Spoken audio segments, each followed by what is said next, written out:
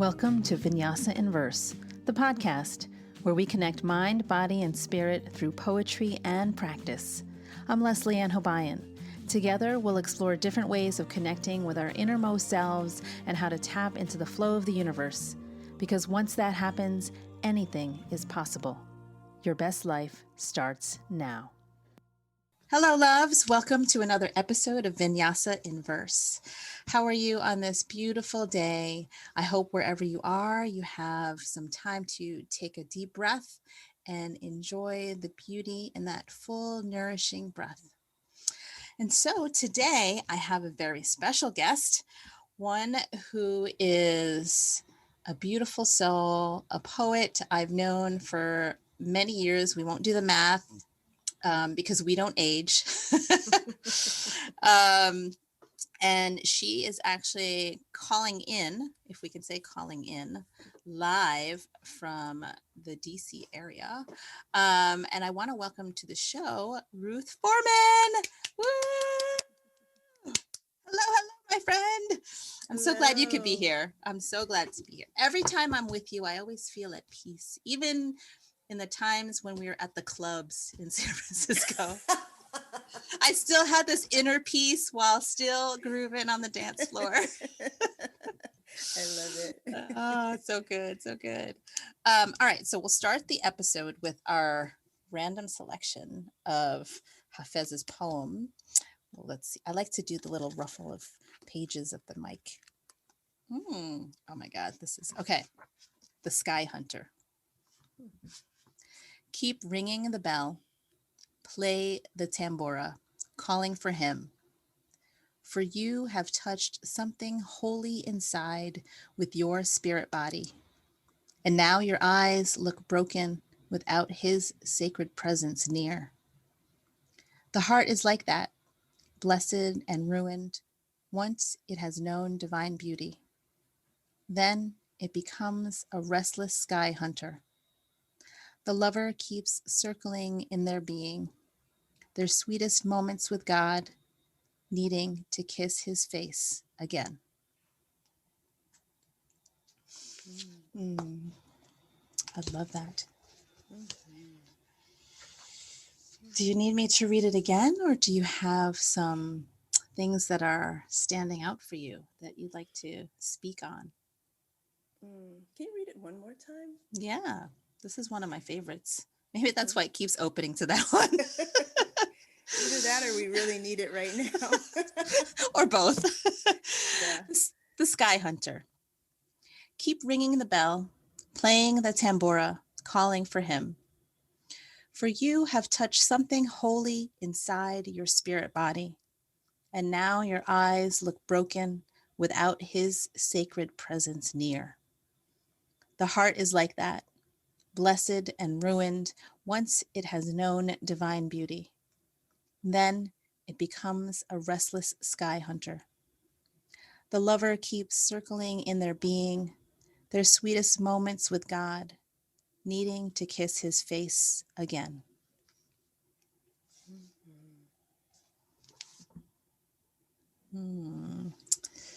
So what is speaking to you in this poem? Oh my goodness. I think what comes to me is that, God is always present within us. This is how I feel. Mm-hmm. God is always present within us, and when we have those moments where we're quiet enough, there can be so many ways to connect to the God within ourselves, but maybe it's through creativity, or maybe it's through meditation, maybe it's through some type of moving meditation like yoga, or Tai Chi, maybe it's through prayer, maybe it's through service. There are so many different ways we can touch that place. And when we do,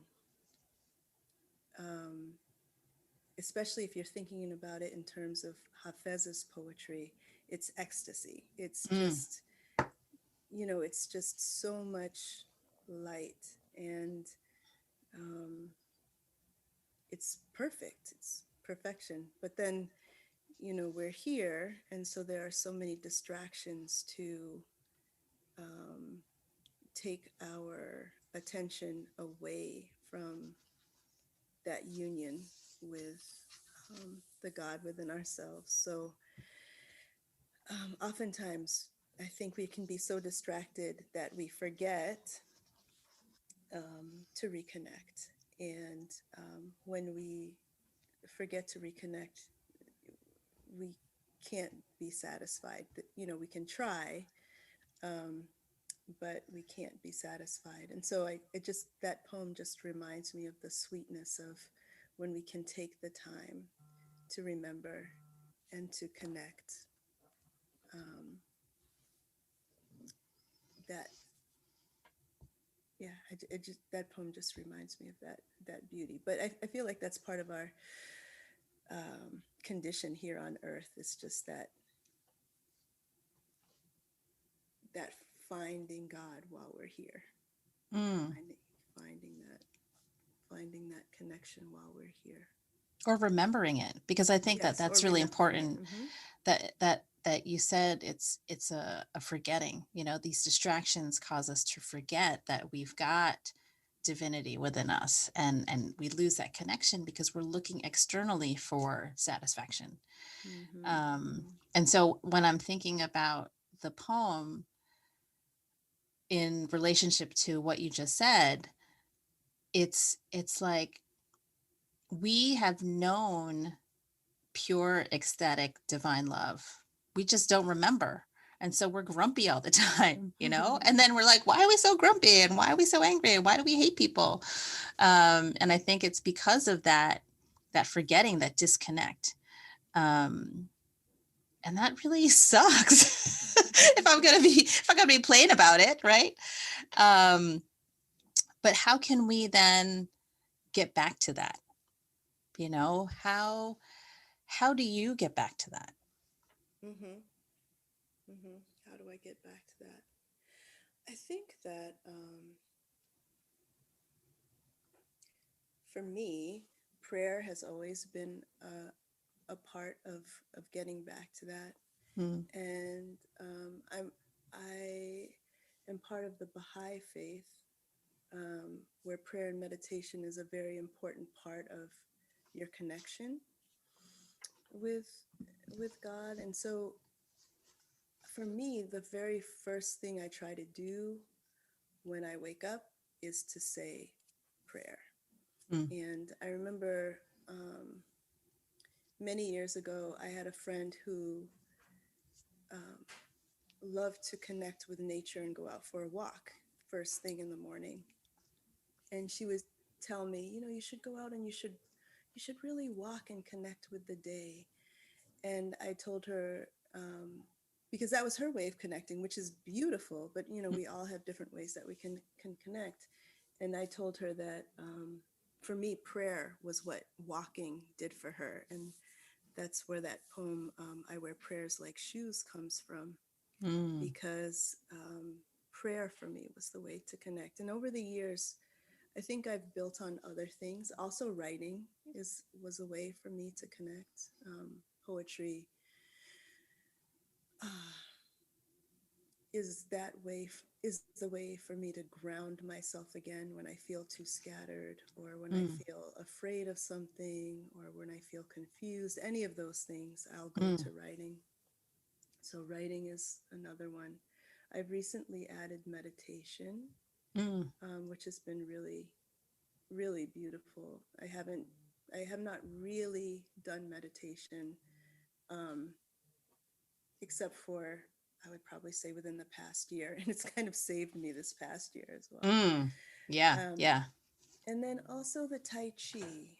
Doing Tai Chi has helped me, because Tai Chi is a moving meditation. So that's a long way to say all of those things are the things that I do. And this year it's been challenging because we have remote learning at home. And so I don't have the same kind of time that I would usually have to do my writing and my prayer and my Tai Chi. But I realized it's so important for me to be able to do them, um, in order to just feel grounded as I go through the day, and connected in the right way, or to approach the day and to approach everyone else with my best self. So the way that I do that is that I have to get up like an hour and a half earlier in the morning so that I can do those things.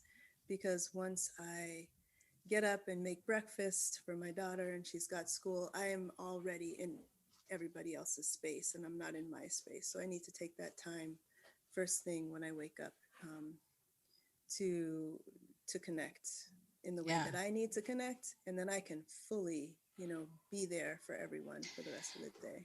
Yeah, and I think that's a really important um, practice to bring up, because I feel that a lot of folks, they're like, oh, I know meditation's good for me. I know like Tai Chi is good for me. I know yoga is good for me. Like everyone's aware of the things that are good for them, but they're like, oh, I don't have time, or it ends up being this second, like you yourself end up being like second important person. I don't know how to I'm not talking very clearly right now. No, yeah, yeah. But you end up putting yourself on the back burner, and I think it's really great that you are putting yourself first in terms of caring for yourself before caring for your family. And a lot of people forget that when we don't care for ourselves, we end up not being able to serve as fully as we want to. So how did you get to that point of understanding that taking care of yourself first is really crucial to being fully present for others? Because I know it's not like something people are born with, especially women, where Hmm. we're conditioned to like serve others. Everyone is before me. I'll be the last one to eat dinner or whatever it is.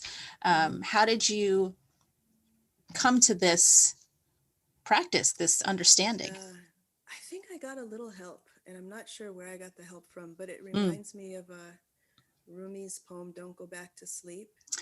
yes. Um, I think just it was overwhelming at the beginning of quarantine, Mm, because suddenly, and I remember telling friends, like, suddenly I was, because in the spring, like, the schools didn't know what was going on. I mean, granted, it was such a steep learning curve for everyone, mm-hmm. but the remote learning at home in the spring was such a hard experience, and suddenly I had to be the teacher, and I had to like cook, all the meals, Right. and I just had to be there for everyone, and it was overwhelming and crazy making, but fortunately there were other people to talk with about being in that experience. And I'm not quite sure when it was in the experience exactly. Oh, I will say this though. I will say that a friend of mine loved meditation, and she really wanted to share the practice of meditation with close friends of hers. And so she invited us into a meditation group Mm, before, COVID even happened.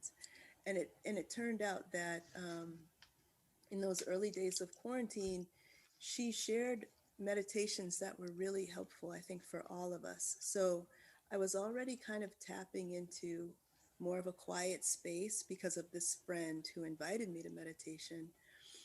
But at some point, like, I just kept on getting woken up before dawn, and mm.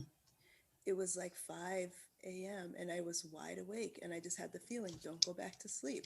And I thought, Yes. well, if I have this time, I might as well, get up and write. And so that's the first thing I would do, is I would write. Mm, And then I would say some prayers, and then I might have some time to do some meditation. And it felt so good. And I felt myself so strong. I felt mm. myself. It didn't even, and it's funny, it didn't even take that long. Maybe it took an hour, maybe an hour and a half, maybe sometimes it was half an hour. But whatever time it was that I took, I was so fully present for the rest of the day. Things didn't faze me as much, things didn't Mm-hmm. bother me. And then I realized my daughter, I mean, she already, I feel like she's already awesome, but she was so awesome. She was so good, and she was so patient. And part of it, I realized somewhere along the way, I was like, how is she being so amazing right now? And she was, but I think she was also responding to how I was acting, because Mm-hmm. I had taken care of what I needed to take care of first. And be, Totally. and because that all felt so good, it was worth the sacrifice of getting up earlier in the morning. I mean, there's still some days, sometimes where I felt like I needed to sleep more. And Mm-hmm. so I would sleep more, but it just, everything like clicked into place so well and felt so right. And things were actually doable where they didn't feel as doable before. Right. um, Suddenly, I was able to get through the day, and I wasn't tired. And there were so many things that were going on. And I still felt like I accomplished something. And I still felt like I wrote or, you know, did whatever I needed to do for my books. And I just realized that that time before the house awakes is very concentrated as well. Like if I did it Mm-hmm. while they were up, it would probably take me 3 hours instead of like 45 minutes. So I also understood how special that was. And a friend told me something a long time ago. With anything that needs to be done, he said, leave a little room for the divine. Mm. Leave a little room for the divine. And I Mm. feel like um, doing that, getting up in the morning is just giving that space for the Yeah. divine. Yeah. Yeah. I love That's that. how I I love came that. to it. Hmm. Oh, that is so beautiful. I love that. And I love that you shared your experience of waking up early, because I know most people are like, oh my God, like they think about waking early. If you're not a morning person, like you're just general public, they think about waking up early as like this really hard thing. But the fact that you were just like woken up, I mean, when you said you had help, I'm like, yeah, you had help. It was like, oh, not tired anymore. Okay, I'm up. Now what do I do? you know? Hmm. But then for you to discover the magic in being in that quiet space of just before the world starts to wake up is so valuable. It's so nourishing. Um, and I'm just so glad that you found that. Yeah. At this late time. I mean, mind you, I've read about this for years and years and years. I read about it in poetry. I hear about it from other people, other writers. I heard about it, through, Toni Morrison, and, all these people who got up early. And I was like, oh, that is nice. I am not a morning person. But, I was like, oh, I admire that. That's nice. But somehow during this time, I really realized, yes, what she said, the magic in that time. Mhm. And I wouldn't trade it for anything. I mean, to me, that's part of my survival right now, I think. Yeah, yeah. And I think you sharing that with our listeners might be helpful for them to think about maybe getting up just a little bit earlier. Not even, like the 2 hours or hour and a half, whatever it is, just a little bit, just to like get that time to yourself before the craziness of the day unfolds. Hmm. It's so, so key. So how has this practice inform your writing practice? This practice of getting up, of being fully Hmm. present. Has that seeped into your writing, outside of the morning journaling? Yeah, I think so. I think, first of all, it's just opening the door for whatever to come through, come Mm, through. And many times my students will ask me, what are some of the things I can think about to, be more regular in my practice, or um, just to be more serious into my practice. And I usually tell them, just give yourself a little bit of time to write and let it just come through. So it might be, tell yourself, for the next 3 days, I'm going to write I'm going to write 3 little pieces for the next 3 days, and that's it. And I'll give myself 10 minutes to do it, or I'll give myself 5 minutes to do it. And I think it's amazing the relationship between writing and time, because sometimes you can write something so rich and so deep, and you look at the clock and you're like, wait, how did only 3 minutes go by? Or whatever, Yeah. and Yep. so it's really about opening the door to let whatever come through. Mm. And a lot of times it's just, you know, this piece is awful and that's a piece, Yeah. or but other times it's just kind of clearing the way for Mm. something really tailored just for you to come through, or Mm. something that you really, really needed to say to come through, or something from your higher self to say to come through. And a lot of times, some of those little gems that come through are then things that I work on that become something else. Mm. But it's also like the practice of Tai Chi. Tai Chi, you're doing this moving meditation to kind of clean the energetic pathways in your body. Mm-hmm. So um, as you're doing the Tai Chi, as you're doing the movement, you're clearing those pathways, and you can feel your energy running smoother. Um, and I think the same thing happens with doing the writing in the morning. You're kind of clearing the Mm. pathways Yeah. for whatever to come through, for that really clean energy to come through, you know, Yeah. that can carry some things that really need to be said. Yeah. So I also pay attention to those things as well. I also try to make sure that I do my Tai Chi. Right now, the relationship is a little bit different. A lot of times I would do my Tai Chi and then write, because as I'm clearing out the energy with the Tai Chi, then the writing feels a lot clearer and cleaner and Mm. smoother. Cool. Um, but right now, I'm not doing Tai Chi at 5 in the morning. I'm just waking up and I'm writing in the morning. And it's pretty much the same thing. But I know that if I can clear that energy, my writing is going to be stronger, even if I'm writing later in the day, even if it's not those first morning pages. Yeah. Yeah. I'm glad. I really like how you expressed it as a clearing, like, because, when I talk to my students about journaling or whatever, I'm like, you just got to get the garbage, just dump out the garbage, but yours is so much better. It's like clearing the way. It's like almost like you're in this jungle of creativity and you just want to clear the path so that you can see or get access to that for me, that divine message to come through. And I love that connection of Tai Chi with writing and Tai Chi as a clearing. It's so funny because ever since I first met you, Tai Chi was always a big like association. I was like Ruth Tai Chi, and I've always wanted to start practicing it, but it just never got to it. But I was able to experience a little bit of it when I was in India 2 years ago. A friend of mine, kind of took me through some movements, and I was really like blown away by Mm. the energy that moves and the energy that you can create. And so linking that with writing is really amazing to me, that I'm like, how are you not floating around already? Like total elevation. It's really amazing. And I know that for you, the spiritual and the writing are very much intertwined.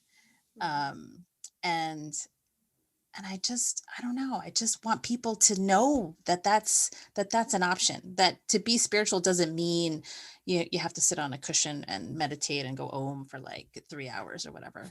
That it can look like anything that helps us to focus and to access and clear the way.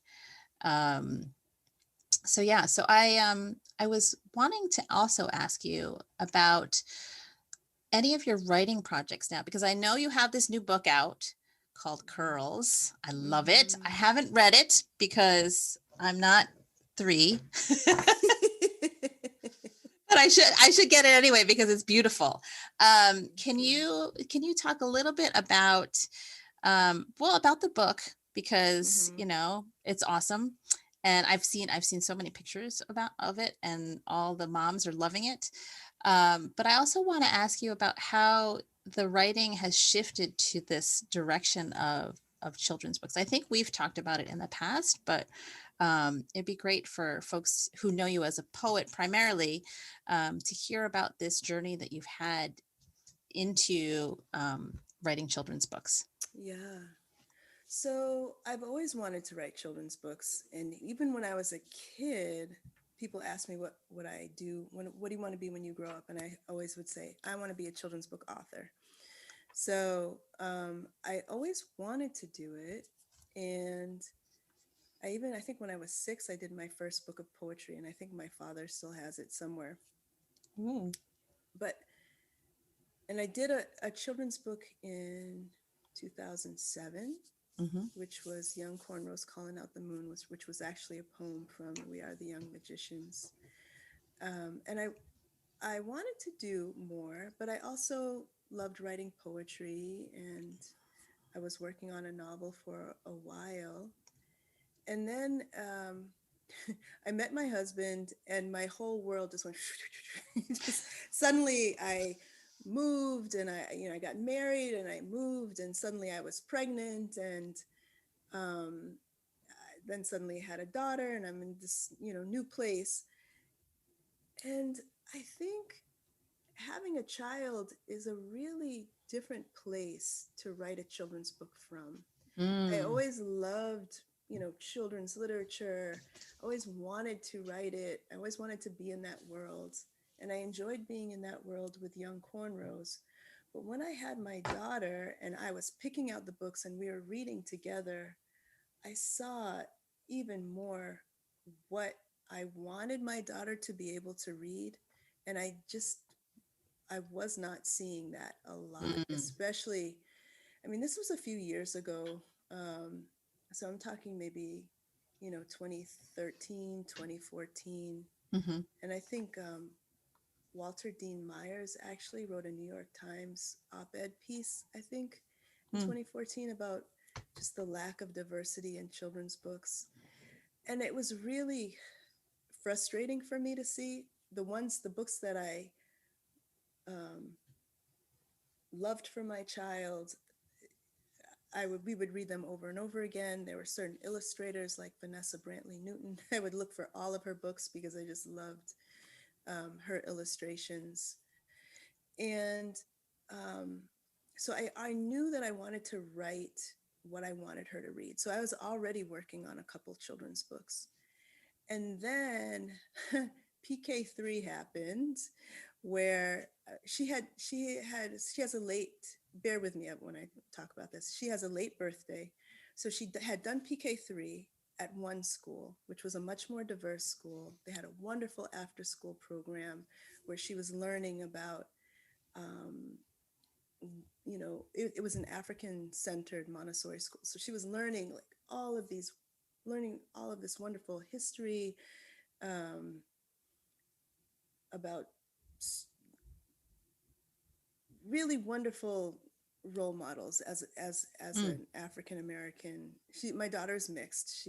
My husband is white, and so I wanted to make sure she was getting so I was wanting to make sure she was getting so much in her education that had to do with our history, African American history, and social justice. So she was in this great school.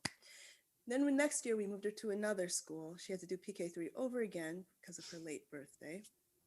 This school was much less diverse, and much less diverse. And all of a sudden she started coming home saying, I and she's only 3. I Mm. wish my hair was straight. Oh. Uh, I don't think brown skin is as good as white skin. I Mm. don't like my curly hair. I don't think curly hair is as good. So I remember just feeling Oof. so crushed, angry, devastated. Mm-hmm. All the I things. all the things. And I went to the school and I talked with one of her teachers who, long story short, said they wanted to diversify, quote unquote, diversify the literature, which they did. But immediately we turned to literature for my daughter. Mm. And I could, and so we were asking friends, we were asking family, no toys, just give us books. Mm-hmm. Give us books for her. Give us beautiful Black characters. give us curly hair, give us, and people responded, and it was wonderful. And I would say within 2 to 3 months, like that, all of that was gone. Mm. But But the in fact those that it moments, happened. yeah, in those moments, I was so, I mean, there were so many emotions happening. I was devastated. I was crushed. I was like, how could this happen to my daughter? How Yeah, could she? yeah, yeah. And she had friends who were feeling the same way as well. Mm. Mm. And I was like, I'm a writer. I've got to do something for them. So it was more than this love of, it was an urgency. It was Yeah. critical. And so I was working on a couple other books that I wanted for girls anyway, for girls of color. But this just popped out. Curls just popped out. And it was just wanting to show these girls loving their beautiful curly hair. My daughter's got such beautiful hair. All her friends Mm. have such beautiful hair.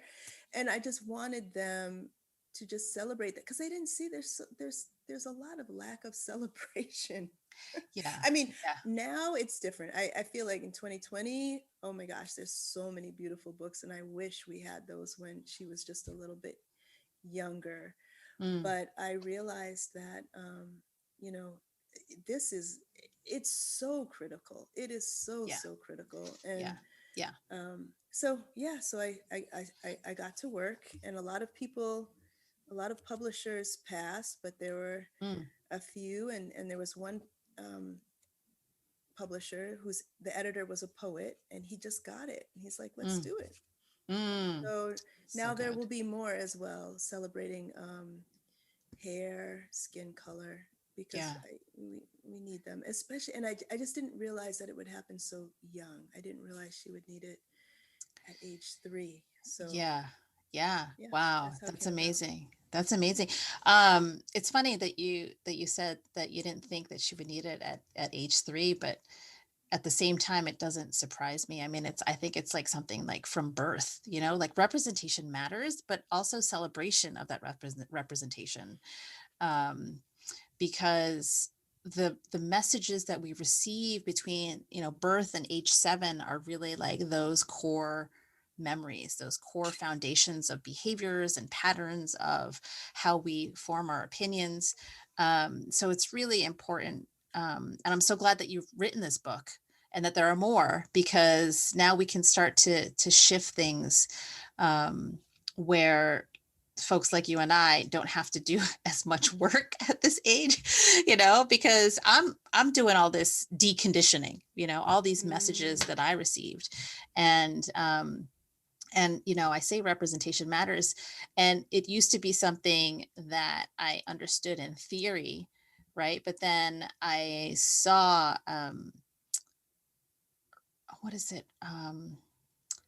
Something, what is Crazy Rich Asians? Yeah, that one. okay. Okay. I saw that movie, and I had seen, like Asian American actors in different things all the time, but this was like all about Asian Americans. It was like the whole thing, the whole gamut. And I found myself crying watching this movie, because I was like, oh my God, I feel seen, and I'm an Mm, adult at this point, right? mm-hmm. So imagine the impact that you're making for the young kids who are like, oh, I'm not alone. I'm not the only one. I'm not a weirdo. I'm not this or that. I am something to be celebrated. And I wanted to say thank you for doing this, for celebrating, and giving little girls the head start on something that, I don't know about you, but that I didn't have. Yeah, Um, I didn't have yeah, that, not in my literature at least. yeah, yeah. And so yay! I want to Yay. celebrate you. Thank you. And I do have to say that it was a choice. Mm, I could have been very, because she said some things, I could have been upset with her. I could have yelled at her. I could have gone and cried because I felt it coming up in front of me, inside me. I could have gone and yelled at, the school, the teachers, right, right. but I just had to get quiet. And I was like, okay, what can we do? And then Mm, that was what came to me was, you're right or right. yeah, yeah, So, yeah. um, I think yeah. that's so important. to point out, because that speaks to your own practice of staying connected to yourself, of being in touch with yourself, and giving yourself that space to respond, and then not necessarily outwardly, but to respond and to look at it and to recognize it. Because most folks would just do that. They would just, fly off the handle, be like, listen here, and yell and get angry and cry. And those are all valid Well, experiences. not Those are most all folks. I mean, there are people right, who will right. have they will sit and have the talk too. I mean, but there's a Yeah, range. There's a range of right, right, responses. Mm-hmm. right. But to take a step back and ask the harder question of like, how can I do this? What can I do to change, to make real change? Because because talking to somebody doesn't necessarily change the behavior. I mean, it may in small increments, but you saw the power that you had as a writer, um, as far as making change beyond just that school. Because by writing a book, you're affecting change across the board, to all Mm-hmm. the little girls who are going to be reading this book. Mm-hmm. Mm-hmm. There's some So lovely books that's in company with too. So I'm so happy that they have all of these books. yeah, yeah, that's so good. Oh my God. So what is up next for you in terms of Yeah. projects? Mm-hmm. So the next book is called Glow, and I love this book so much. It's about a boy celebrating his dark skin with the moon. Mm. Oh, So that'll be out in May. oh my God, I can't wait. I All right, know, I'm gonna just buy me these books for myself. I don't need a 3-year-old. I don't need, I actually have a niece who's, I think she's 4 now, so I'll just send her too. the books, but a copy for Yeah, myself as well. yeah, yeah. Oh, I don't think you have to have it. You don't have to be a toddler to yeah, enjoy. yeah. Mm. I love books, but thank you, Ruth. Thank you for writing these books. These are so important. Okay, so I wanted to ask you if you had a poem you would like to share with us as we close out our conversation. Yeah. So, okay, I had a poem, and if there's a time I can find it, I feel like I should read a poem of mine. But Okay. if I cannot find this poem of mine, I will go ahead and read a poem from the Daniel Ladinsky Hafez book, which you love and you've read Mm-hmm. from as well. Mm-hmm. And Well, yeah, there, you can take a look. Maybe that poem will pop up. And yes. while you search for that poem, I just want to share a little story with the listeners about our early relationship. So Ruth and I met in San Francisco almost, oh my God, almost 20 years ago. That's so crazy if we do the math. Um, at a writing workshop for writers of color called VONA, Voices of Our Nation's Arts. And I remember Ruth's workshop was the first workshop I've had in a long time.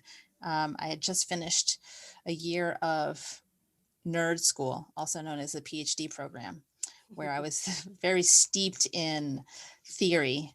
And I remember experiencing a poetry workshop and I was like, oh my God, what am I doing in grad school? I mean, not grad school, but PhD school. I need to be a poet. This is my calling. And I remember being in your workshop, Ruth, and holding this particular, listeners aren't going to see this, but this particular amethyst stone was like my little talisman, that kept me calm because I was freaking out by telling all the secrets of my family, which is what happens when you're a poet, right? But it's so good to reconnect and see that we both have found our way to connecting with the divine in our own ways, but coming back home, to ourselves is really, it's so beautiful. And I just love that we are both there in our own way. Mm, I love that. I love that. Yeah. Well, I have looked and looked for this piece. I should have been a Mm. little bit more prepared, um, but I That's, think we what I don't will. say should around here, by the way. It's Oh, okay. It's all good. It's all good. oh, okay. Wait a minute. I think I may have found it. I Ooh. hope this is the right version. Dun, dun, Uh, dun. dun dun dun. We wait with bated breath. That expression always cracked me up. I trust in whatever happens, whatever poem comes forth will be the one that our listeners need to hear. It's hiding from me. So I tell you what, I'll Mm. read this poem from Hafiz, which I always read for my students. Mm. My students oftentimes will say, I don't know if I'm a writer. I don't know if I can Oh. do this. Mm-hmm. Mm-hmm. Am I a writer? And I always love to come to this poem, Mm. which is The Vintage Man. The difference between a good artist and a great one is the novice will often lay down his tool or brush, then pick up an invisible club on the mind's table and helplessly smash the easels and jade. Whereas the vintage man no longer hurts himself or anyone and keeps on sculpting light. Mm. I love that one. Me I too. love that last line. Sculpting light. And Oh, keeps on sculpting light. So, whenever people have those questions, there's so many things to make you question yourself or distractions. And just to connect, just keep on moving, just keep on doing the work, just keep on sculpting light. And I think you'll yeah. find your way back. And I love that poem so much. Yeah. Yeah. That's such a great reminder, especially for those who want to give up, that they're like, well, I tried. Or and then their version of trying is like one time. you know, it's like, you didn't really try, so just keep going, you know. Have you seen, this is a sidebar, total sidebar, and I don't care, it's my show. Have you Mm, seen Frozen 2? no, I Oh, haven't. it's so well written, and there's so many good messages in there. And towards the end, Anna has her song, The Next Right Thing. And it talks, Mm, and basically it's about taking just the next right step, to not think about, what's happening down the road, a mile away, 10 years from now, whatever, but to be present now and tuning in to finding out what that next right step will be for you. And then when you mm, take that step, then you get information on what the step is after that, and then after that. mm-hmm, mm-hmm, mm-hmm, So mm-hmm. I I love that. I highly recommend it. I'll have to, I didn't see the first one. Oh, you might have to do a, double feature. As far as Disney movies go, those are actually, I think, well done in terms of the storytelling and the writing and the messages that they're conveying. So Oh, yeah, you might want to check it out. I will. I will. Oh, well, my friend, this was so wonderful. It's so good to speak with you about all the things that make me excited, because it just so happens that they're also the Oh, things that make you excited. wait, Leslie Ann, let me interrupt you for a second. Did you I find it? I found it. Ah, see? Do we have time? Yes, of Okay. course we do. Okay, so Yes. before you close, All right, my let friends. let me leave this. This is for you too, Leslie, Yes. and the students. Mm, mm, mm. I wrote this for my breadloaf students a couple years ago. Oh, nice. May you take your pen in your hands and never stop writing. May your pen lead you places you never thought you could go. May these places unravel in their darkness to light so gorgeous you do not turn your eyes. Just stay in stillness for a while. And may stillness be your companion. May it visit you in moments you call. And even when you don't expect, like an arm around your shoulders at coming dusk, you catching the first of Venus's glint in the sky. And may your eyes always look up and out despite what you see. For you are a poet, and poets are visionaries, imagining with the left eye, with the right, what could be, even if it isn't yet.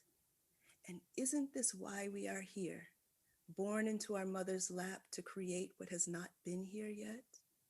And who are you to imagine light? Who are you to mold this air into something we can breathe a little easier? Who are you to imagine with your head up, eyes to the horizon, something greater for our students, our children, our mothers, fathers, grandmothers, and grandfathers, ancestors, and angels? Who are you to breathe and mint a wind carrying new stories? Who are you to see a new humanity and hope with your peripheral vision? My friend, born here, born now, standing here, now, not then, or then, or then. Who are you not to? Oh my God. I'm so glad you found it. That's so worth it. Ah, yes. Thank you so much for sharing that with us. Is that accessible anywhere? Like, is it published online? So we have like secret insider access. Woo! You know what? It was supposed to be part of the Bread Loaf's like 100th centennial celebration, but because of COVID, we didn't have it, so it was not. It wasn't part of that, so it's not out yet because of. Okay, but so soon. Yes, you're the first. Yes, thank you for this gift. Oh my God, I love it. I'm gonna just clip this part of the audio and just like put it on repeat on my on my phone, and I'll be listening to it at night, subliminally. I love it. It's so beautiful. Thank you so much, Ruth. Oh, I love you. Thank you. All right, my friends. So we will close this episode as we always do. The divine light in me bows to the divine light in you. Until next time, namaste. Healing trauma is different for everybody, but it's often overlooked when it comes to women of color. What does healing look like for us? What tools can we use? How can we tap into our own innate power to assist in that healing? In my 8-week course, Heal to Power, I help you through the challenges of healing from traumas, including wounds of racism and sexism, generational trauma, childhood trauma, in ways that work from the inside out. This is not the therapy you know. Get on the waitlist when doors open again in late January 2021. Go to suryaguian.com/heal to power waitlist for more info, because you are worth healing. Your best life starts now.